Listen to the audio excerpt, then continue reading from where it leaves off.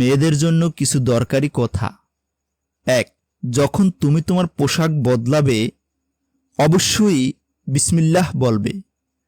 যদি না বলো তাহলে তোমার আশেপাশে যে ফেরেশতারা থাকেন তারা লজ্জিত হয়ে চলে যাবেন, আর খারাপ জিনরা কিন্তু তোমাকে আড়াল ছাড়াই দেখবে। ২. ওয়াশরুমে যাওয়ার আগে দোয়া পড়ে নেবে। এতে আল্লাহ তাআলা তোমার আর জিনদের মাঝে একটা অদৃশ্য দেয়াল তৈরি করে দেবেন। এর ফলে দুষ্ট জিনগুলো তোমাকে বিরক্ত করতে পারেন না। ৩. যে কোনো জিনিস কোথাও ফেলার আগে বিসমিল্লাহ বলে ফেলবে। এতে অন্য কোনো প্রাণীর বা সৃষ্টির কোনো ক্ষতি হবে না। ৪. যখন তুমি ঘর থেকে বের হবে ঘরে থাকা ফেরেশতাদের সালাম দিয়ে আর দোয়া পড়ে বের হবে।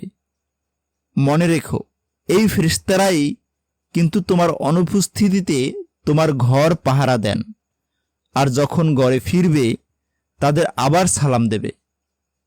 ৫. বেশি বেশি সালাম দেওয়ার অভ্যাস করো। ছোটদের আগে সালাম দেবে, দেখবে তারা কত খুশি হবে। ৬.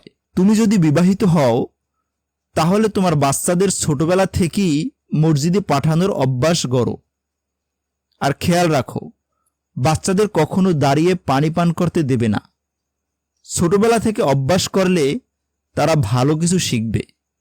আর হ্যাঁ, তুমি নিজেও কিন্তু দাঁড়িয়ে পানি খাওয়া ছেড়ে দেবে। বসে খাওয়া সুন্নত। ৭. সব সময় ডান কাত হয়ে ঘুমাবে, এটা সুন্নত আর স্বাস্থ্যের জন্যও ভালো। রাতে ঘুমানোর আগে ৩ কুল সূরা ইখলাস, ফালাক, নাস ৩ বার পড়ে নিজের শরীরে ফু দিয়ে মাসাজ করে নেবে। এটা তোমাকে সারা রাত খারাপ মানুষ আর জিন থেকে নিরাপদে রাখবে ইনশাআল্লাহ। আর চেষ্টা করবে ঘুমানোর আগে আয়াতুল কুরসি পড়তে। একজন ফেরেশতা সারা রাত তোমাকে পাহারা দেবেন। ৮. প্রতি রাতে অবশ্যই সূরা মুলক পড়ে ঘুমাবে। এটা কবরের জীবনে তোমার সঙ্গী হবে ইনশাআল্লাহ।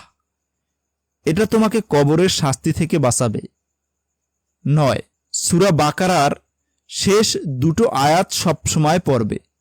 নবী করিম সাল্লাল্লাহু আলাইহি সাল্লাম বলেছেন, এই ২টি আয়াত রাতের জন্য যথেষ্ট। ১০. প্রতি রাতে ঘুমানোর আগে নিজের বিছানা ঝেড়ে নেবে, এটা সুন্নত। আর শুধু এই সুন্নত মনে করে ঝাড়লেই তুমি সওয়াব পাবে।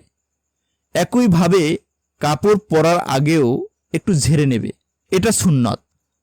আর যদি কাপড়ে কোনো পোকামাকড়ও থাকে তারাও তোমার কোনো ক্ষতি করতে পারবে না। ১১. আর সবশেষে খিলখিল করে অট্টহাসি বন্ধ করো এবং সবসময় একটু মুস্কি হাসবে, এটাই সুন্নত। ১২. নামাজ যেন শুধু অভ্যাস না হয়, মন দিয়ে পড়ো। যখন নামাজে দাঁড়াবে মনে করবে যেন আল্লাহর সামনেই দাঁড়িয়ে কথা বলছো। খুশু খুজু অর্থাৎ বিনয় ও একাগ্রতা নিয়ে নামাজ পড়লে দেখবে শান্তি পাবে। আল্লাহ রাব্বুল আলামিন আমাদের সবাইকে রক্ষা করুন, আমিন।